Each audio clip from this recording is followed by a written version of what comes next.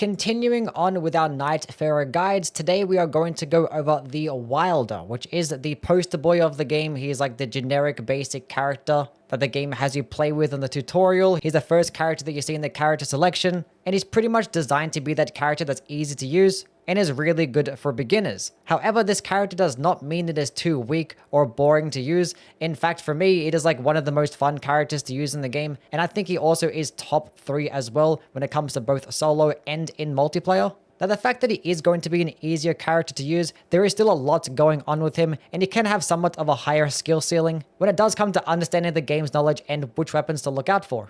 Now, starting off with, as always, we are going to first talk about his scalings, and these scalings are honestly amazing, probably the best collection of stats in the entire game. He gets the 3rd most health in the game out of all the characters. He gets a decent amount of stamina. Unfortunately, like the spell-based stats in intelligence, faith, also just your FP is not going to be that high. So you are just pretty much limited to using weapons, but the thing is, he has like the best strength and dexterity scaling out of all the characters. And pretty much 95% of the weapons that you get in the game are just meant for strength and dexterity. So therefore, there is a very good chance that every weapon just gets the most damage with the Wylder. And it's to the point that like a weapon type like the curved sword is gonna get just as much damage with the Wylder as it can with the executor. And in fact, weapon types like spears and twin blades, even though they scale best with dexterity, and the executor gets an S scaling in dexterity, being that it actually does have a decent strength scaling too, they actually get more damage with the Wylder. And even the same thing compared to strength-based classes, like the Raider. If you were to use a colossal sword like a Zweihander or the Guts' greatsword, you'll get more damage when using it with the Wylder compared to using it with the Raider, which is actually insane. So when it does come to which weapons to use with the Wylder, you have so many options. You pretty much just pick the best one available, or like which buffs the game just ended up wanting to give you. Which it can be somewhat of a downside when it does come to the Wylder, being that he's like such a balanced character, the game can end up throwing out a whole bunch of different types of buffs out for you. If the game is just giving you a whole bunch of like stance breaking based buffs, or guard countering buffs, then probably go with some like larger strength weapons like a Great Hammer or Colossal Sword. But if the game gets you like a very good high damaging katana, just go with that one. But being that the character does start out with a greatsword and get a unique moveset with the greatsword, the game is more likely to actually give you some greatswords. And the funny thing is, some of the best weapons in the game actually fall under the greatsword category, like the Darkwind greatsword, Blasphemous Blade, Death's Poker, Mariah's Executioner Sword. You even have access to multiple bleed-based greatswords as well. Like, this weapon category is stacked with so many amazing things,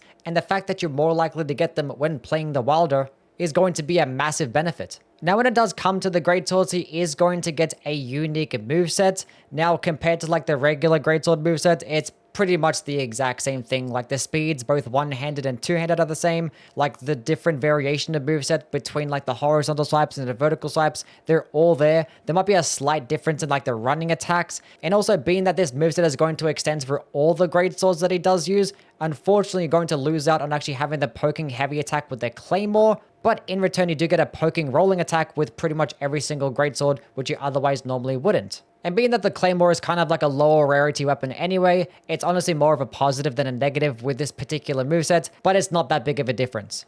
Okay, but to get into his abilities, starting off with the passive Sixth Sense, this pretty much just gives you an extra life, and it is easily one of the best passives, if not the best passive in the entire game. So any single time that you would normally experience a death blow and just die, it would just completely avoid it and just leave you at the exact same health you already had. Which is probably the best part about it. It's not like Tears of Denial or like Denial from the previous games, how it would leave you at 1 HP. This one just leaves you at the exact same health that you had. And it actually does this cool like retreating animation that gives you some iframes and help create some distance. Like, it's a very well thought out passive ability that makes it very beginner friendly and actually helps you learn from your mistakes without having to be punished. Now, it can only be used one time, but it does reset once you do interact with a grace. So any single time that like you kill a boss or just clear out a group of enemies and you end up going to another grace, you can just get this passive ability back again. Like, it literally is just amazing. Now, as for his character skill, it is called Claw Shot, which is pretty much just a grapple hook to get you from A to B,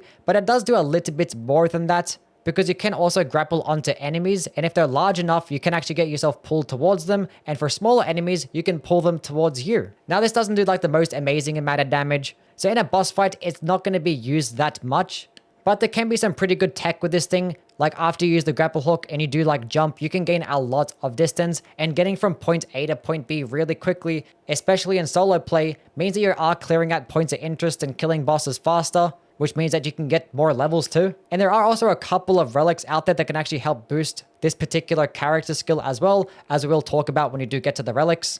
I think like the only downside of this skill is that you can't like go upwards with it, so you can't like lock onto something really high and like just grapple on top of something. But it still is an amazing skill to close in the gap really quickly. Sometimes like really large boss AoE attacks can be annoying to dodge, and you can easily avoid them with the Wylder skill. Like when you play with the Wylder a whole bunch and you get used to this grapple hook, you're gonna wish that you had the grapple hook with every character.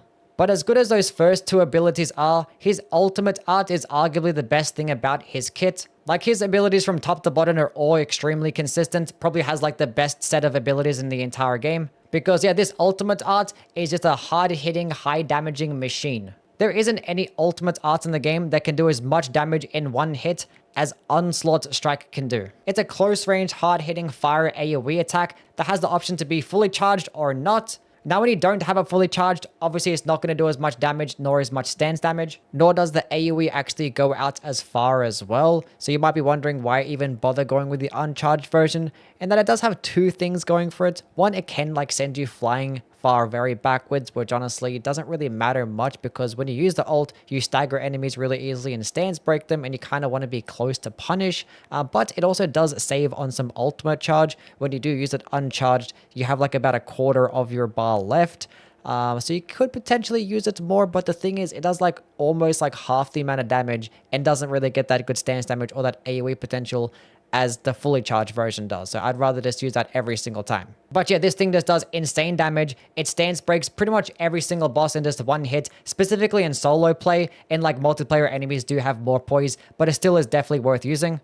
And the thing is, the skill is so easy to use as well. You don't have to be like at a standstill position. You can just move it while sprinting. You can use it in the middle of your grapple hook and combo those in together perfectly. You can literally use it while jumping in the air. Now do keep in mind, when you do use it while jumping in the air, it is always going to do the uncharged version, which is going to do less damage. You can't charge it while airborne. But yeah, the damage is undeniable, and there also is a relic ability out there that can just make it do even more damage, which we might as well just talk about that right now and just get into the character-specific relics. There is one that just leaves a bunch of fire on the ground, and this fire damage of a time effect can last like about 10 seconds, and if enemies stand on top of the AoE the entire time, they can literally be taking twice as much damage than they otherwise normally would with just the regular ult. I did also mention that there were some relics that actually help boost the character skill. There is one that just gives you an additional charge, which is obviously just really good. It's probably not going to be used as often as you really think, but it is pretty handy sometimes when you want to dodge that really annoying AoE attack,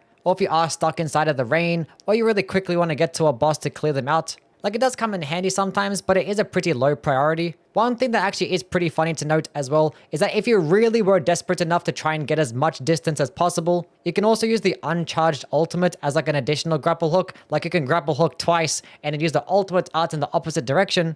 And it can also send you flying too, which is pretty funny. And as for the other relic ability that boosts your character skill, it is one that actually does give you a follow-up attack directly after using the skill, specifically when using greatswords.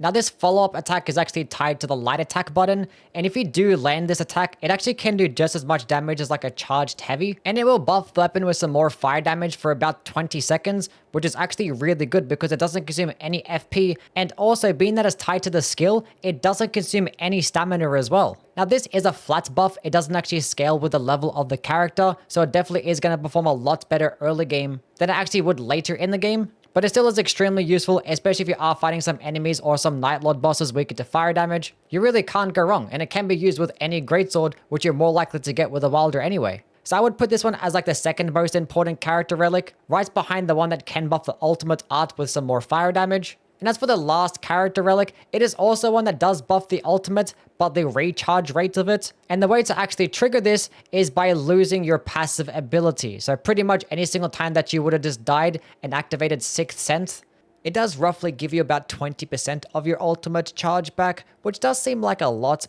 but having it be tied behind losing your passive effect can be kind of niche sometimes because it's hard to predict. Sometimes you might lose your passive effect when you already have a full ultimate charge, then it's just like a wasted relic slot. but you can try and like manipulate it in some ways. Like if you know you have your extra life and you know you're gonna like win a certain boss fight, you could just like die on purpose just to get a little bit more of a charge. But it's basically like the equivalent of like killing 3 or 4 enemies. So out of the importance of all the character specific abilities, I would have this one lowest on the list. But it still is a pretty decent find. And if you have the room for it, you might as well slap it on. Because when it does come to some other like non-character specific relics, ones that I would try and prioritize would be stuff that can just give you more ultimate art charge, whether it just be faster recharge rate or just getting more off kills, because Wylder's ultimate art is one of the best in the entire game. Now, being that he is a character that has so many different like available options to him, there really isn't anything like specific that you can run, especially when it does come to those relic abilities that change up your starting weapon. For some characters, it's pretty viable to stick with your starting weapon, like the Revenant or the Executor, but with the Wylder, I would honestly switch off this weapon pretty much as soon as you get the chance, especially with how abundant greatswords can be as well. So the only other relic abilities I would really care for would be the ones that just help boost your neutral game, like the HP restoration on post-damaging attacks, just getting some more vigor, getting some stamina back on every single successful hit, more endurance, potentially more arcane if you really relied on using status effects. And if you really were hell-bent on using greatswords with that particular fire buff relic that you can get to, then maybe using those relics that can actually boost your damage while having 3 greatswords equipped. And if you have 3 greatswords equipped, then you could probably use the final boss relic as well that lets you switch back and forth. And switching back and forth with the same weapon type is going to be a lot easier to do. It is a pretty niche build to use and I probably wouldn't really care for it for the most part, but just in case you wanted to use something somewhat interesting. But yeah, my overall thoughts on this character is that it's amazing. I think it's the second best character for solo, and it probably is a top 3 character in multiplayer as well. If you do want to know like a solo based guide in this character, potentially tomorrow I actually will drop my guide, just doing a live commentary of a complete expedition. So if that does interest you, please leave a like in this video and subscribe for that one. And don't worry, I will have some more character guides coming out for the remaining characters that I've yet to cover, which the last 3 characters are Raider, Guardian, and the Recluse, and I might end up doing them in that order as well. Anyway, catch you guys around. See yas!